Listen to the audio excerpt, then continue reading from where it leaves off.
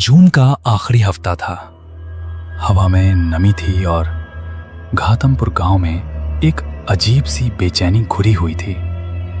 ये गांव कानपुर जिले के पास बसा है, छोटा, शांत, लेकिन हर शांत जगह के नीचे कुछ ना कुछ छुपा हुआ होता है। उसी घातमपुर में उस रात कुछ ऐसा हुआ जिसे सुनने के बाद तुम शायद अगली बारिश में अकेले बाहर निकलने से डरोगे। रोज का ड्रामा है यार।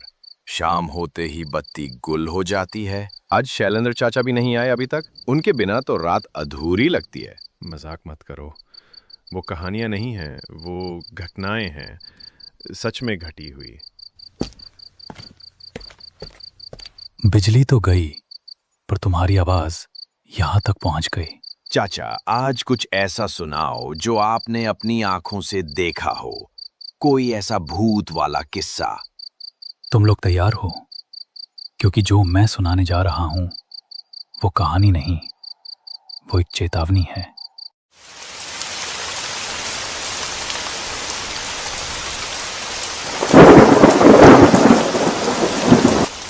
बीस साल पहले की बात है। बारिश की रात थी। अंधेरा इतना घना कि हाथ को हाथ नहीं सूझे। मैं अपने दोस्त शास्त्री के घर जा रहा था। रास्ता कीचड़ से भर चुका था। मैंने दूसरा रास्ता लिया, एक छोटा पथरीला रास्ता जो बांस के जंगल के किनारे से होकर जाता था। आगे बढ़ते हुए मुझे एक टूटी फूटी झोंपड़ी दिखी। बारिश से बचने को वहीं रुक गया।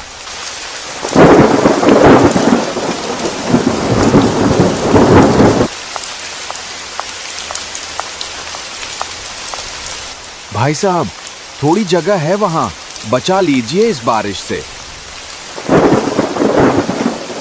आ जाइए, इस अकेलेपन से तो अच्छा है दो डरपोक मिलकर बहादुर बने। अचानक बारिश की आवाज के बीच एक लड़की की धीमी मगर अजीब सी आवाज गूंजने लगी। घूमर घूमर कर चलती, आकाश में करती बादल, रातों रात भर कर बादल, कोई ना बच कर जाए। आपने सुना? लगता है कोई बच्ची है, चलिए देख लेते हैं। बारिश थम रही थी पर माहौल में डर और अजीब खामोशी भर गई थी। हम जैसे ही जंगल के किनारे पहुंचे, मैंने एक लड़की को देखा। भीगे बाल, सफेद कपड़े, वो हिली भी नहीं।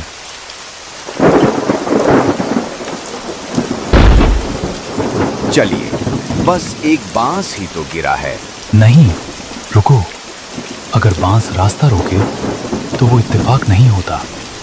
हमारे बुजुर्ग कहते थे, रात के वक्त अगर कोई बांस तुम्हारा रास्ता काटे तो समझो किसी ने तुम्हें बुलावा भेजा है। बांस के पेड़ों में आत्माएं होती हैं।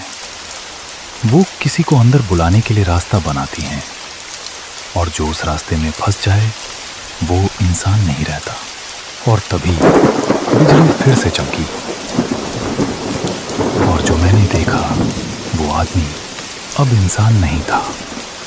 उसकी आंखें चमक रही थीं, चेहरा बदल गया था और वो उसी कविता को गा रहा था। कोई ना बच कर जाए, जोर जोर से बरसों बादल। मैंने दौड़ लगा दी।